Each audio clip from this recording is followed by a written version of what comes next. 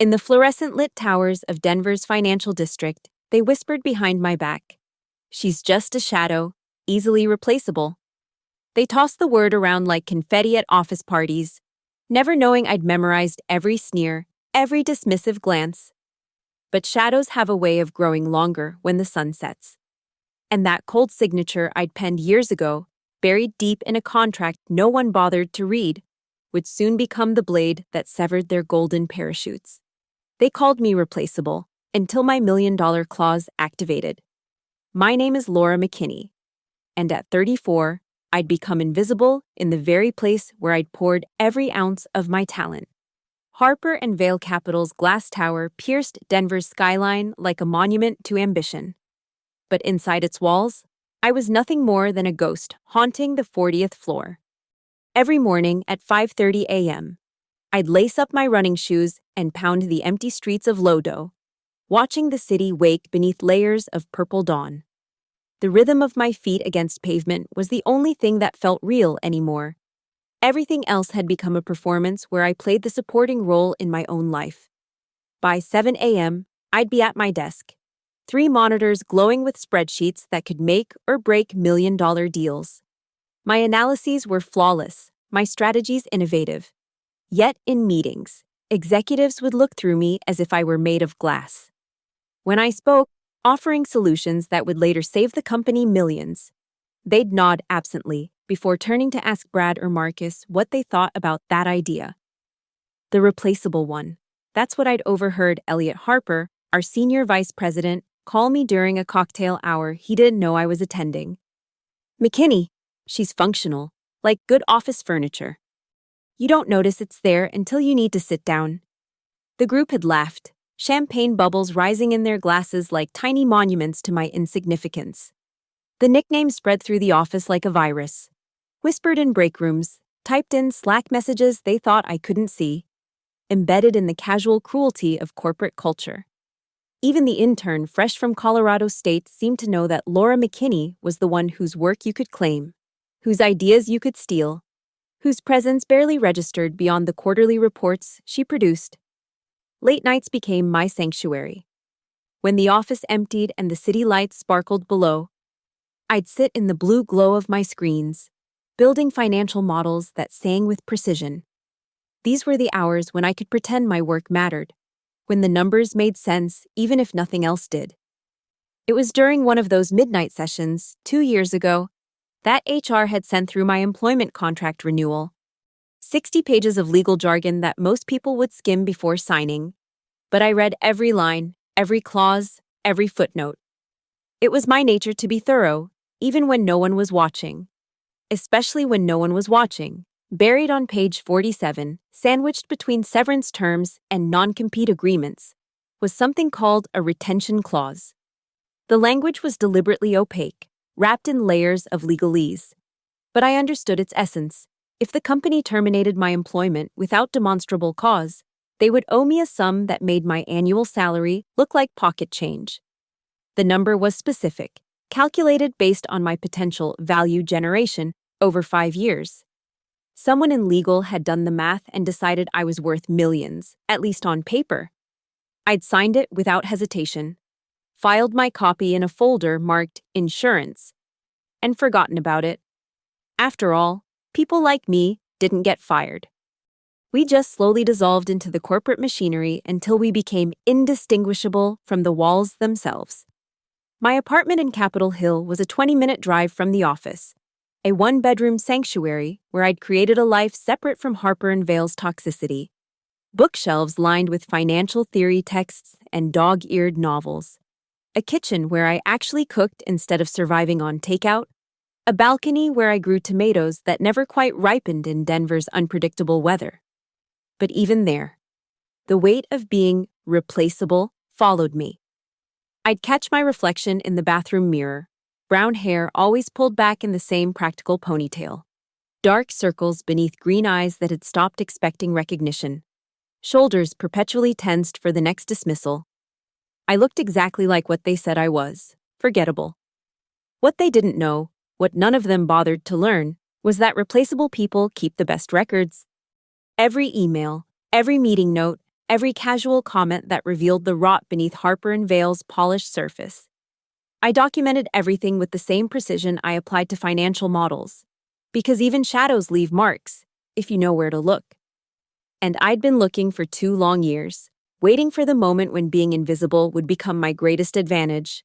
The Wellington merger should have been my triumph.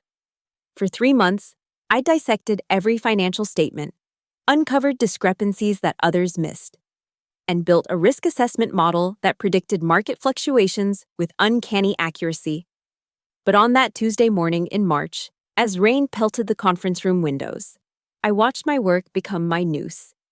Elliot Harper stood at the head of the mahogany table, his silver hair perfectly coiffed, designer suit impeccable as always. The board members sat in judgment, their faces grave as Elliot pulled up the presentation, my presentation, with several crucial slides altered. As you can see, Elliot's voice carried that practiced concern of an executioner pretending to be a priest. The risk metrics that Laura approved severely underestimated the volatility index. This oversight cost us $12 million when the deal collapsed yesterday. My laptop screen showed the original files, timestamp intact, proving the numbers had been changed after I'd submitted them. But who would believe the invisible woman over the senior vice president? Laura, board member Patricia Stern's voice cut through the room like ice. Can you explain how you missed such fundamental calculations? I opened my mouth, but Elliot interrupted, sliding a printed email across the table. She sent this confirmation on Friday, explicitly stating the numbers were final. The email was mine, but the attachment had been swapped. Someone with admin access, someone like Elliot's assistant, Jennifer, had made the change after hours. The meeting dissolved into a choreographed character assassination. Associates I'd helped, analysts I'd mentored, they all suddenly had stories about my declining performance and questionable judgment. Marcus, who'd built his entire reputation on strategies I'd developed, shook his head sadly and mentioned my recent inability to handle pressure. By noon, HR had summoned me to their sterile third-floor office. Regina Hawthorne, head of human resources, couldn't quite meet my eyes as she pushed the termination papers across her desk. "This is effective immediately," she said, fidgeting with her pearl necklace. "Given the magnitude of the Wellington losses, the company has decided to pursue termination with cause. You'll have an hour to collect your belongings. Security will escort you."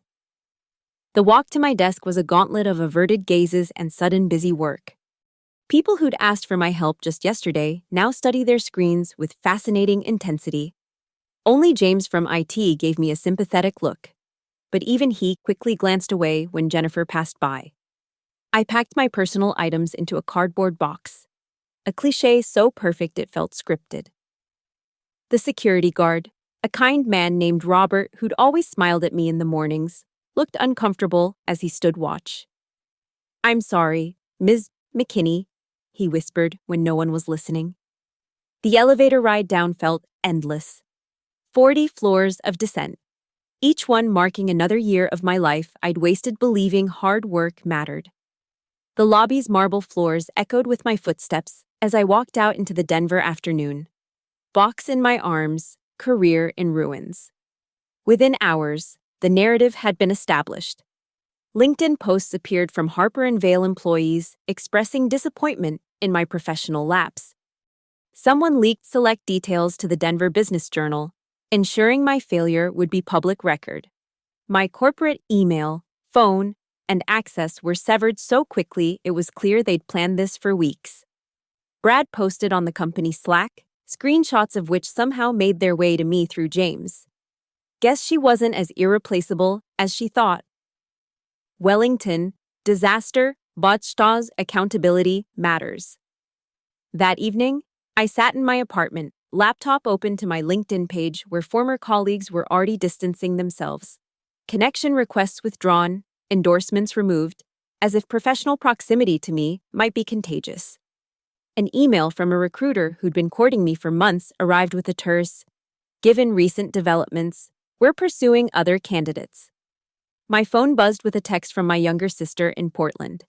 "Laura, what happened? Mom saw something online about you being fired. The humiliation was complete. They hadn't just taken my job.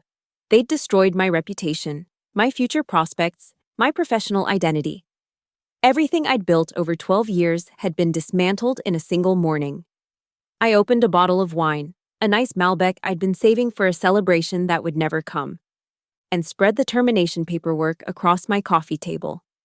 The language was brutal. Gross negligence.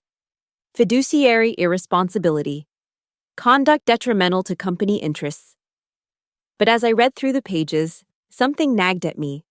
The way Regina had avoided eye contact. The speed of the termination.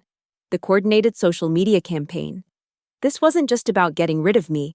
This was about burying me so deep I could never climb out. My phone rang. Unknown number. I almost didn't answer, but something made me swipe, accept. Laura? A woman's voice, unfamiliar but urgent. You don't know me, but I know what Elliot Harper just did to you. The same thing he did to me 2 years ago. And 3 others before that. If you want to fight back, we should talk. The line went dead before I could respond. I stared at the phone, then at the termination papers, then at the box of belongings that represented a career reduced to office supplies and a coffee mug. They thought they'd broken me. They thought the invisible woman would simply disappear, grateful to fade away quietly. They had no idea what they'd just awakened. 3 days into unemployment, I'd reorganized my entire apartment, run 30 miles through Denver's trails, and ignored 47 concerned texts from friends who'd seen the news. But on that Thursday evening, as spring thunder rolled across the Rockies, I finally opened the filing cabinet I'd avoided since my termination. The folder labeled Insurance sat exactly where I'd left it 2 years ago, untouched beneath tax returns and old bank statements. My hands trembled slightly as I pulled out the employment contract, its pages crisp with disuse. I spread it across my dining table, using my phone's flashlight to read in the growing darkness. I'd been too distracted to pay the electricity bill. Page by page. I reread the document with the desperate attention of someone looking for a life raft. Standard clauses about confidentiality, intellectual property, non-compete agreements, all the chains that bound corporate servants to their masters. Then, on page 47, I found it again. Section 15.3, Retention Protection Clause. The legal language was deliberately obtuse, but I'd spent enough time with contracts to decode it. My breath caught as I read it for the 3rd time, 4th time, 5th, making sure I wasn't hallucinating from stress and sleeplessness. In the event of termination without substantive cause, defined as criminal conduct, proven gross negligence resulting in documented losses exceeding $50 million, or breach of fiduciary duty validated by external audit, the employee shall be entitled to compensation equal to 5 times the employee's annual base salary, plus the average of performance bonuses over the preceding 36 months. I grabbed my calculator, fingers fumbling with the numbers. Base salary of $200,000, average bonuses of $80,000 over 3 years. The math was staggering, $1.4 million. But the next paragraph made my pulse race even faster. Should the employer attempt to circumvent this clause through fabrication of cause, manipulation of evidence, or defamation of character, the compensation shall automatically triple, and the employee shall be entitled to full legal fee reimbursement and public correction of record. Triple, that was $4.2 million. I sank into my chair. Contract clutched in my hands. They'd called the Wellington losses at $12 million, far below the $50 million threshold. And fabrication of cause? The altered spreadsheets were sitting in my laptop, timestamps intact. Defamation of character? I had screenshots of every LinkedIn post, every leaked article. A laugh bubbled up from somewhere deep in my chest. Not joy, but something sharper, darker. They'd handed me the weapon for my own revenge, signed and notarized by Elliot Harper himself. My laptop powered on with the last of its battery.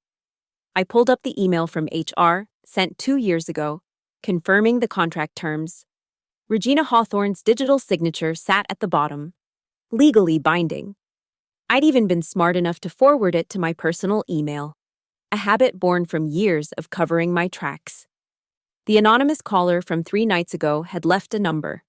I dialed it with shaking fingers. "I was wondering when you'd call back." The woman answered immediately. "My name is Marissa Doyle.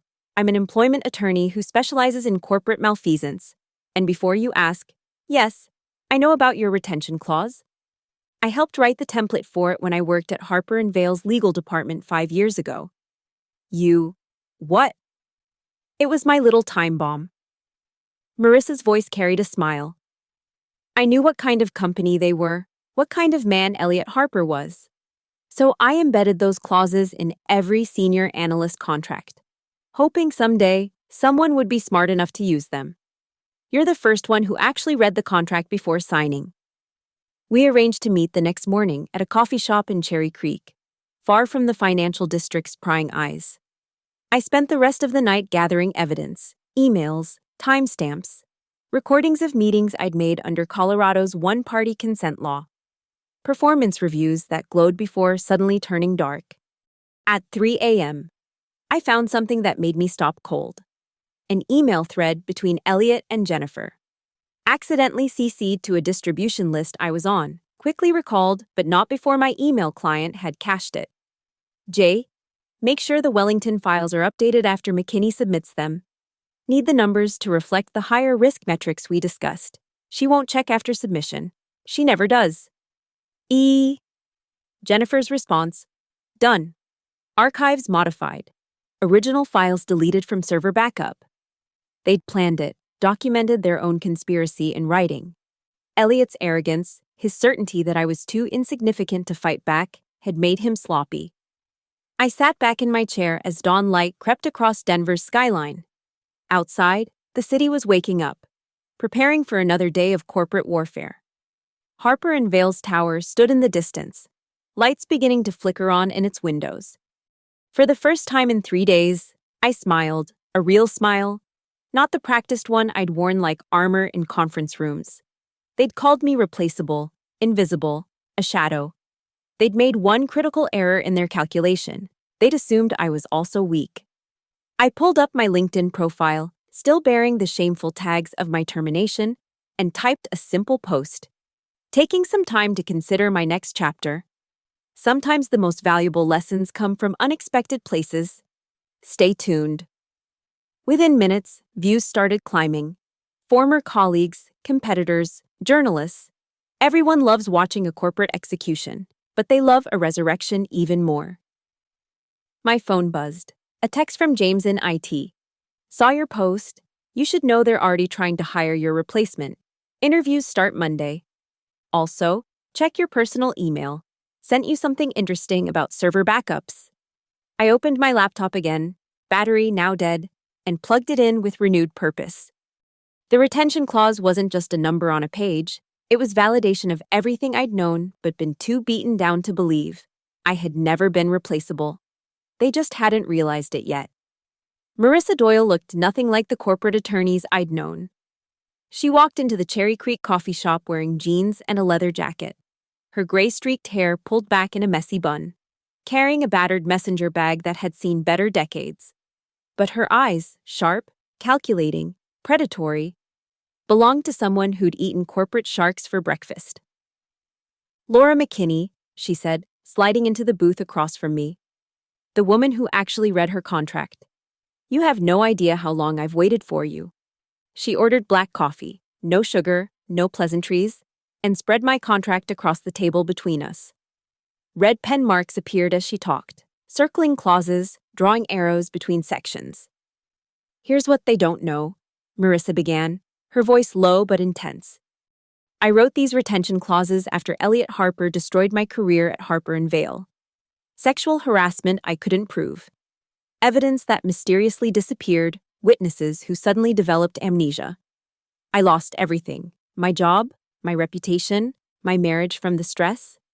But before I left, I planted these little seeds in every contract template. Why didn't you use it yourself?" "I didn't have one.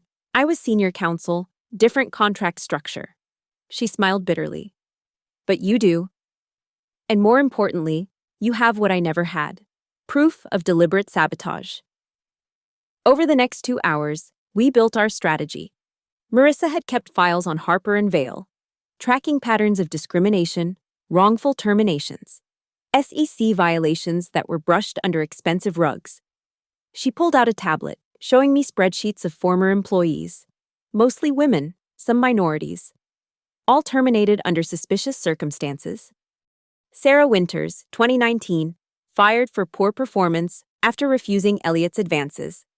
Michael Kwame, 2020, terminated for budget cuts after reporting financial irregularities. Lisa Park, 2021, let go for cultural fit issues after she challenged the board's diversity statistics. The list went on. But here's the beautiful part, Marissa continued, pulling up Colorado employment law on her screen. Your case isn't just about wrongful termination. It's about fraud, defamation, and conspiracy. The retention clause is just the beginning. We can pursue punitive damages that would make that $4.2 million look like a tip. We spent the afternoon gathering evidence. James from IT had sent me a treasure trove, cached emails, deleted files recovered from backup servers, even keystroke logs showing Jennifer accessing my files after hours. Each piece of evidence was another nail in Harper and Vale's coffin. We need more than just legal victory, Marissa said as we walked to her car. We need public pressure. The court of public opinion matters as much as the legal one. That evening, I created my first Medium post. Not a rant or emotional plea, but a carefully crafted piece titled The Mathematics of Invisibility, a financial analyst's perspective on corporate culture. I wrote about the numbers, how companies lose an average of $15 million annually from wrongful termination lawsuits, how toxic leadership costs 23% in productivity, how the replaceable employees often generate 40% of actual value while receiving 10% of recognition. I didn't name Harper and Vale directly, but anyone in Denver's financial sector would recognize the references. Within hours, it had 3,000 views and climbing. The next phase was reaching out to allies I didn't know I had. The anonymous caller turned out to be Sarah Winters, now running her own consulting firm in Boulder. She connected me with 5 other former Harper and Vale employees, all with similar stories, all willing to provide affidavits. Michael Kwame, now at a competing firm, had something even better. Recordings of board meetings where Elliott explicitly discussed cleaning house of employees who were too expensive to keep but too smart to promote. He called it Operation Refresh. Michael told me over an encrypted call. Target employees with strong performance but no political connections. Fabricate cause for termination. Replace them with younger, cheaper analysts who won't question authority. Lisa Park had become a journalist at the Denver Business Journal, the same publication that had run the story of my termination. I've been investigating Harper and Vale for 2 years, she said when we met at Union Station. Your case could be the cornerstone of an expose I've been building. Are you willing to go on record?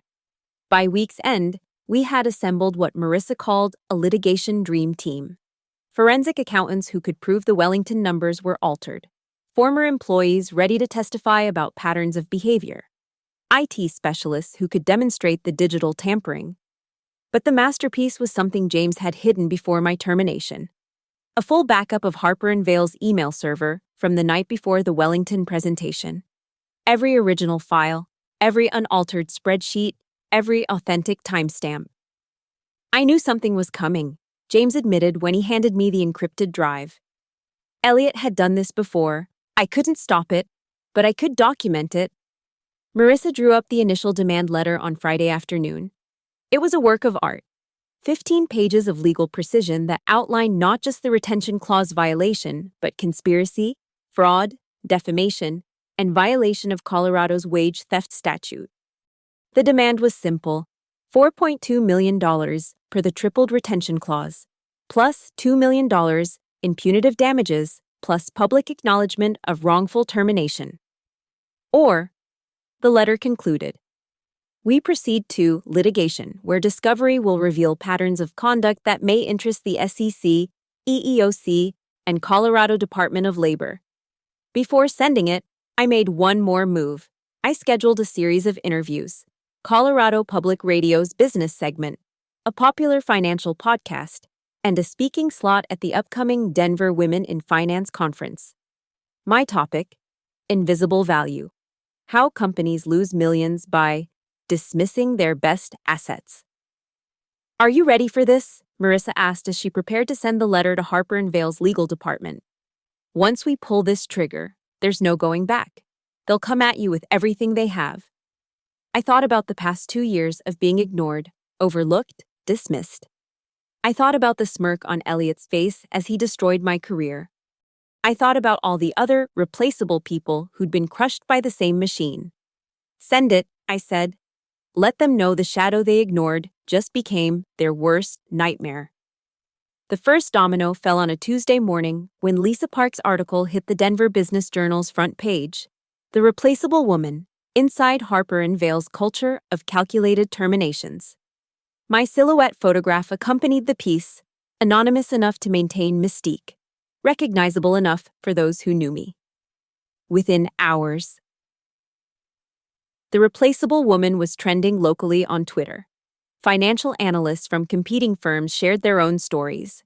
LinkedIn became a battlefield where current Harper & Vale employees tried defending the company, while former employees emerged from the shadows with receipts. I watched from my apartment as my Medium article's view count hit 50,000. Comments poured in from across the country. Other replaceable people sharing their experiences, their pain, their anger. But more importantly, journalists started calling. "This is Margaret Walsh from the Wall Street Journal," one voicemail began. "We're investigating patterns of wrongful termination in financial firms. Your story aligns with our findings. Please call me back." Bloomberg, Reuters, Financial Times. Suddenly everyone wanted to understand how a major investment firm could allegedly orchestrate such systematic employee abuse. But I remained strategic, giving only written statements through Marissa, maintaining the mystique while letting the evidence speak. Harper & Vale's initial response was predictable. Their PR firm released a statement calling my allegations baseless claims from a disgruntled former employee and expressing confidence in their transparent and ethical business practices. But they'd miscalculated the public mood. People were tired of corporate doublespeak. The real blow came when someone leaked Harper & Vale's internal all-hands meeting to Reddit. Elliot Harper, standing before hundreds of employees, saying, "This situation with the former analyst will blow over. These people always make noise when they leave, but they can't sustain the attention. She's replaceable, remember? The market has already forgotten her name." Except they hadn't. The video went viral within hours. Remember, her name joined Harper's The Replaceable Woman. My LinkedIn followers grew from 500 to 25,000 in 3 days. Every financial publication wanted my perspective on corporate culture, on being undervalued, on fighting back. I accepted one interview, NPR's Marketplace, where I could control the narrative through radio rather than showing my face. The host, Kai Ristall, asked the question everyone wanted answered. "Why did you stay so long if it was so toxic?" "Because that's what invisible people do," I replied, my voice steady despite the emotion. "We believe if we work harder, deliver more value, eventually we'll be seen. We don't realize we're not invisible by accident, we're invisible by design." The interview aired during market hours. Harper & Vale's stock dropped 3% by closing bell. That evening, my former colleagues started reaching out. Not the executives, but the analysts, the coordinators, the other invisible people. They sent me documents, recordings, evidence of their own mistreatment. A current employee, using an encrypted messaging app, sent me Harper & Vale's crisis management playbook. They were planning to paint me as mentally unstable, a woman scorned, seeking attention. So I preempted them. My next Medium piece, The Numbers Don't Lie, a data-driven analysis of Harper & Vale's performance since 2019. Using publicly available information, I demonstrated how their highest turnover periods correlated with their worst quarters, how losing replaceable employees had cost them an estimated $200 million in lost opportunities and failed projects. The Colorado Secretary of State's office announced they were reviewing Harper & Vale's business practices. The EEOC opened an investigation into potential discrimination patterns. Shareholders started asking uncomfortable questions at emergency board meetings. But the real victory came through social media's collective intelligence. Financial Twitter discovered that Elliot Harper had used similar tactics at his previous firm in New York. 3 women had filed complaints that were settled out of court with NDAs. Someone found court documents with redacted names but matching timelines. The pattern was undeniable. A SharePoint link appeared in my DMs from an anonymous account. Harper & Vale's internal communications from the past week. Panic emails between board members. Legal demanding all employees cease discussing the case. HR conducting emergency reviews of all termination documentation from the past 5 years. My favorite was from Patricia Stern to the CEO. The McKinney situation has become untenable. Elliot's handling has exposed us to significant liability. We need to consider leadership changes. I posted a simple tweet with a chessboard image. When a pawn reaches the other side of the board, it becomes a queen. They're placeable. Woman. Check your move. The financial media loved the metaphor. Forbes ran an opinion piece. From pawn to queen, how one analyst is reshaping corporate accountability. The New York Times business section featured a long read. The woman they called replaceable makes herself indispensable to corporate reform. Current Harper & Vale employees started a petition demanding Elliot Harper's resignation. Clients began requesting their accounts be handled by other firms. 3 major institutional investors announced they were reviewing their relationships with Harper & Vale pending the investigation outcomes. Marissa called me on Friday evening, laughter in her voice. Their legal team just requested a meeting. They want to discuss, and I quote, mutual resolution opportunities that benefit all parties. They want to settle quietly, I said. Oh, it's far too late for quiet, she replied. But they don't know that yet. I stood on my balcony, watching Denver's lights twinkle as the sun set behind the Rockies. My phone buzzed constantly. Interview requests, messages of support, offers from other firms wanting to hire the woman who'd brought Harper & Vale to its knees. But I wasn't interested in being hired anymore. I was interested in being heard. And for the first time in my career, everyone was listening. The replaceable woman had become impossible to ignore, and the retention clause, that $4. $2 million safety net, hadn't even been officially triggered yet. This was just the pregame. The real match was about to begin. I opened my laptop and started writing my next piece. Why I'm rejecting the settlement offer you don't know about yet. Sometimes the best chess move is letting your opponent know you can see their strategy before they've even decided on it. The courtroom was smaller than I'd imagined. No grand jury box or dramatic gallery, just a sterile conference room on the 17th floor of the Colorado Judicial Center where the preliminary hearing would determine if this went to full trial. But the tension could have powered downtown Denver for a week. Elliot Harper sat across from me, his usual swagger replaced by something brittle. His legal team, 6 attorneys from Cromwell and Associates, formed a defensive wall around him. Their suits probably cost more than most people's cars, but no amount of tailoring could hide their unease. Marissa had brought only 2 associates, but she moved through that room like she owned it. Your Honor, she addressed Judge Catherine Chen, a woman known for her intolerance of corporate manipulation. We're prepared to demonstrate deliberate falsification of evidence, conspiracy to commit fraud, and systematic defamation. Harper & Vale's lead counsel, Harrison Cromwell himself, stood up. These are inflammatory accusations based on circumstantial. Circumstantial? Marissa pulled up her first exhibit on the screen.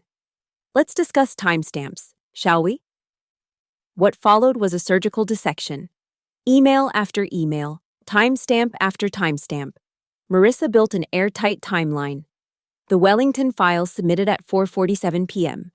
Jennifer's access at 6:23 p.m. The modified versions uploaded at 6:51 p.m. Elliot's email to the board at 7:15 p.m. claiming I'd sent him the corrected numbers. Objection. Cromwell interrupted.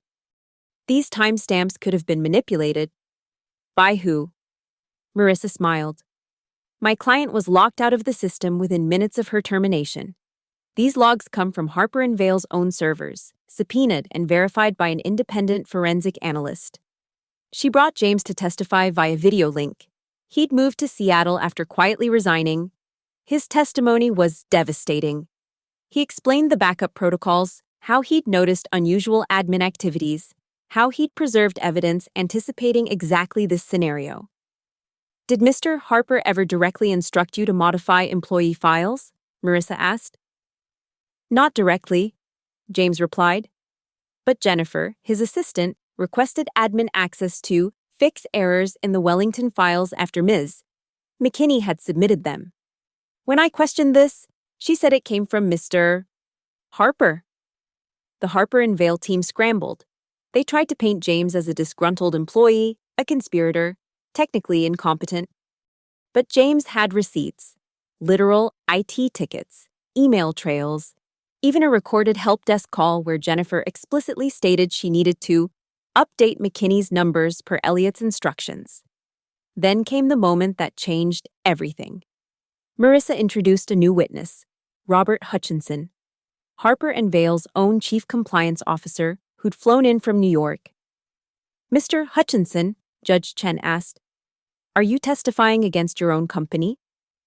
I'm testifying for the truth, Your Honor, he replied, his voice steady. I've spent the last week reviewing internal communications pursuant to the SEC investigation. What I found troubles me deeply. He produced a document that made Elliot physically pale, an internal memo from 2 years ago outlining Project Refresh, the systematic replacement of senior analysts with junior staff to cut costs while maintaining the same billing rates to clients. This memo, Hutchinson continued, explicitly identifies Ms. McKinney as a Phase 1 target due to her, and I quote, high salary relative to her visibility in client relationships. It also notes her retention clause as a manageable risk if proper cause is established. The courtroom erupted. Cromwell objected frantically, claiming privilege, demanding a recess. But the damage was done. The smoking gun was no longer smoking. It was on fire. During the break, I watched Elliot in the hallway, huddled with his lawyers. His silver hair was disheveled, his confident facade cracked. Jennifer stood apart, her own lawyer whispering urgently in her ear. The empire was eating itself. When we reconvened, Judge Chen's expression could have frozen hell. Mr. Cromwell, I've reviewed the evidence presented. While this is preliminary, I find substantial merit in the plaintiff's claims. The retention clause appears valid and applicable. Your Honor, Cromwell tried one last time. Harper & Vale is prepared to discuss settlement. That's between you and Ms. McKinney. The judge cut him off. But I'm issuing a preliminary injunction preventing Harper & Vale from any further public statements about Ms. McKinney's termination. Additionally, I'm referring this matter to the District Attorney's Office for potential criminal fraud charges. The words criminal fraud hung in the air like a guillotine blade. As we packed up, Elliot approached me for the first time since my termination. His cologne couldn't mask the smell of fear. Laura, he said quietly, this has gotten out of hand. Whatever you want. What I wanted, I replied, meeting his eyes, was to do my job and be valued for it. That ship sailed when you decided I was replaceable. Everyone's replaceable, he muttered. You're right, I said, walking past him. Your board is learning that about you right now. That evening, the news broke simultaneously across every financial outlet. Judge finds merit in wrongful termination case against Harper & Vale. The stock price dropped another 7% in after-hours trading. 3 board members announced their resignation. The SEC formally opened an investigation into client billing practices. Marissa called me that night, victory in her voice. They're offering the full $4.2 million plus another $3 million in punitive damages. Full public apology. Elliot's resignation. Complete vindication. I stood at my window, looking at Harper and Vale's tower in the distance, its lights flickering like a dying star. Schedule the meeting, I said. But I'm not signing anything until Elliot Harper stands in front of everyone he humiliated me to and admits what he did. That's not typically how settlements. Nothing about this has been typical, I interrupted. They called me replaceable. Before I take their money, I want them to say my name correctly. I want them to say irreplaceable. The final confrontation was set for Monday, not in a courtroom, but in Harper and Vale's own boardroom, where this had all started, where the invisible woman would finally be seen. Monday arrived with the kind of crystalline Denver morning that made the mountains look close enough to touch. I dressed deliberately, not the forgettable black suits I used to wear, but a crimson dress that demanded attention. The woman in the mirror wasn't invisible anymore. Harper and Vale's boardroom hadn't changed, but everything else had.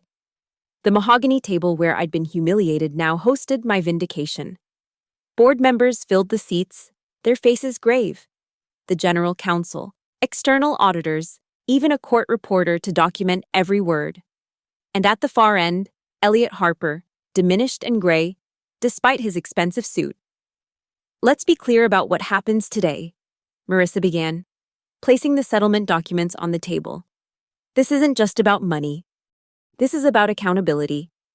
The board chairman, Thomas Brightwater, cleared his throat. Ms.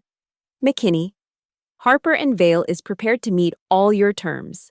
The $7.2 million settlement, full reinstatement of your professional reputation, and... He paused, glancing at Elliot. Mr. Harper's public acknowledgement of wrongdoing. The retention clause, I said, my voice carrying across the room, was worth $4.2 million. That was the price you put on my value when you thought I'd never collect. The additional damages reflect what you tried to steal, my future. Patricia Stern, who'd once questioned my competence, couldn't meet my eyes. We accept full responsibility for the mishandling of your termination. Mishandling? I laughed, short and sharp. You mean conspiracy? Fraud? Defamation? Let's use the correct words, since accuracy matters in financial services. The court reporter's fingers flew across her stenotype, capturing every word. Now, I continued, Mr. Harper has something to say. Elliot stood slowly, like a man approaching his execution. The silver-haired executive who'd ruled through intimidation looked fragile, mortal. His prepared statement shook in his hands. Elliot Harper, acknowledge that I deliberately falsified evidence to wrongfully terminate Laura McKinney.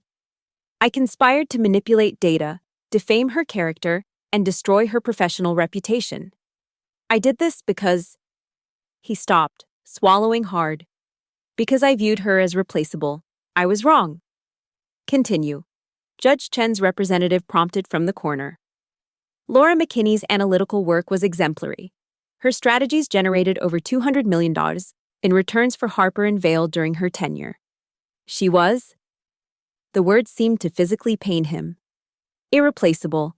Her termination was not just wrongful, but criminal in nature. I take full responsibility and resign effective immediately. The words echoed in the room where I'd once been called furniture. Where my ideas had been stolen, my contributions erased, my existence minimized. Now, those same walls witnessed my complete vindication. There's one more thing, I said, standing to face the board.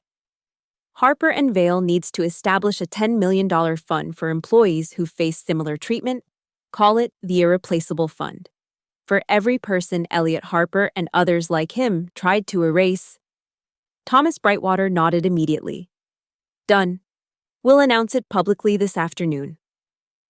As documents were signed and notarized, I watched Harper and Vale's leadership struggle with the reversal of power. The invisible woman now held their fate, their reputation, their future in her hands. The press waited outside, a sea of cameras and microphones. But I let Marissa handle them while I stood in the lobby, looking at the wall of corporate achievements. My name had been removed from several innovations I'd created.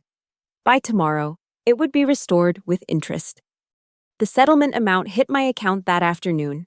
$7.2 million. The retention clause they'd buried in legal language, thinking I'd never read it, thinking I'd never need it, thinking I was replaceable, it had become their $7.2 million mistake.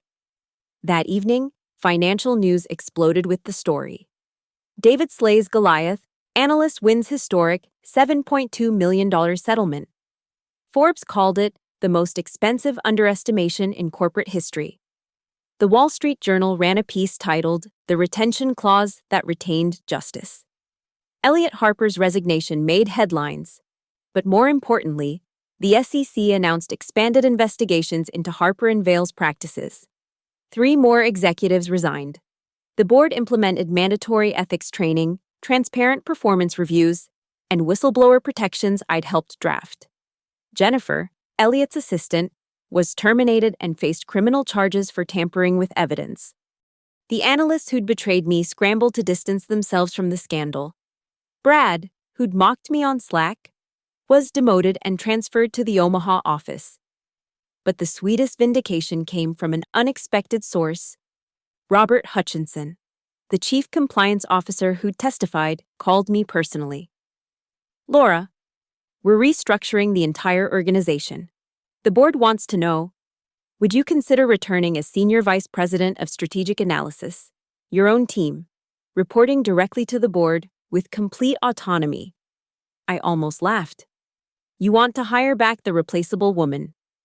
We want to hire back the irreplaceable strategist we never should have lost. Name your terms."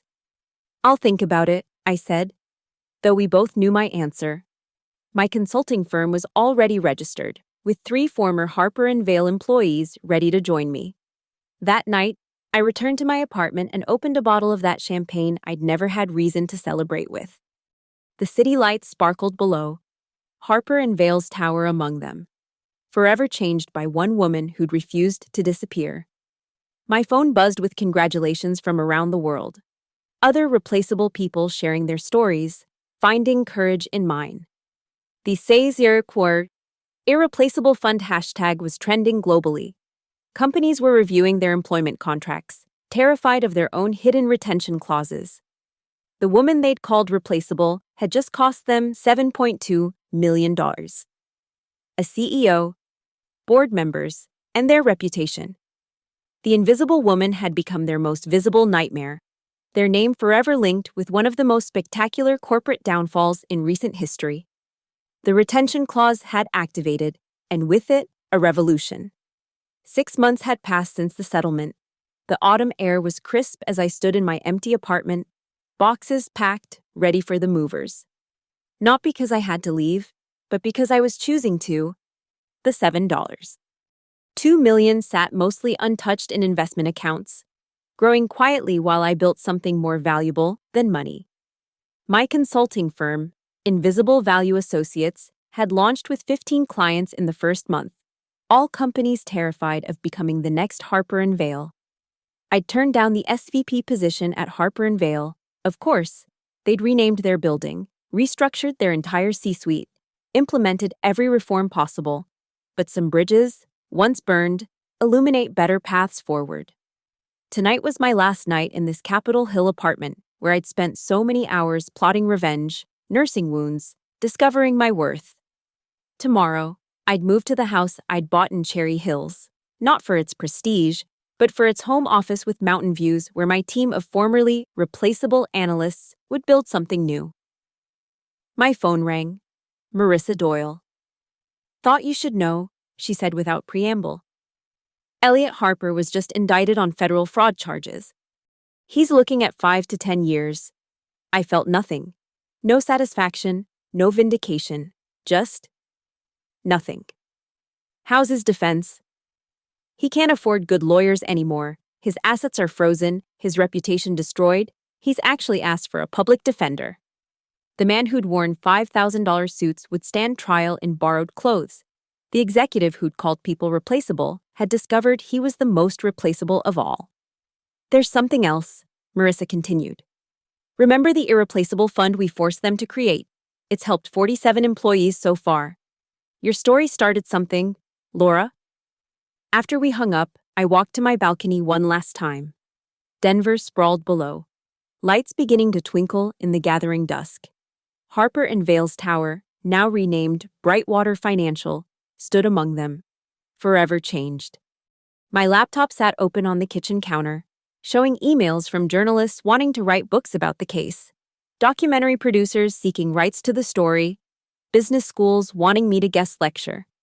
I closed it without responding. The story had been told. The point had been made. A text buzzed from Sarah Winters, the woman whose anonymous call had started everything. Drinks tomorrow to celebrate your move. Lisa, Michael, and James are flying in. The invisible people who'd become visible, who'd stood up when it mattered. We'd formed an unlikely family, bound by shared scars and unexpected triumph. I poured myself a glass of wine, not the expensive champagne everyone expected me to be drinking, just a simple Malbec like the one I'd had the night I was fired. The same wine. But I was entirely different. No grand celebration, no victory party, no need for spotlights or speeches. The greatest revenge wasn't the money or the vindication or watching Elliot Harper's destruction. It was this, standing in my apartment, successful on my own terms, having proven my worth not to them, but to myself. The woman they'd called replaceable had replaced her entire life with something better. The shadow had stepped into the light, then chosen exactly where to cast her own shadows. The invisible had become undeniable. I raised my glass to the window, to Harper and Vale's distant lights, to Elliot Harper wherever he was contemplating his federal charges, to all the invisible people still fighting their battles. To retention clauses, I whispered, smiling, and to knowing your worth before anyone else does. The city hummed below, indifferent and eternal. Somewhere in those towers, someone was working late, believing they were replaceable, not knowing their true value. Maybe they'd hear my story. Maybe they'd read their contract more carefully. Maybe they'd realize that invisible didn't mean powerless. I closed the balcony door, leaving the past outside in the cooling Denver night. Tomorrow would bring new challenges, new battles, new victories. But tonight, in the quiet of my soon-to-be former apartment, I sat with the simple truth that had cost Harper and Vale everything and given me back myself.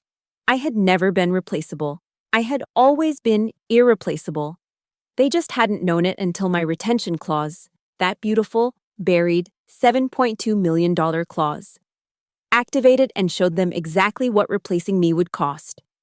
The revenge was complete, not in their destruction, but in my resurrection, not in their fall, but in my rise. The best revenge, I'd learned, wasn't destroying those who'd wronged you. It was becoming someone they could never afford to wrong again. In the silence of my empty apartment, I smiled one last time. Tomorrow, I'd build empires. Tonight, I was just Laura McKinney, the woman who'd read her contract. And that was enough. Thank you for listening to this story. I'd love to know where in the world you're listening from.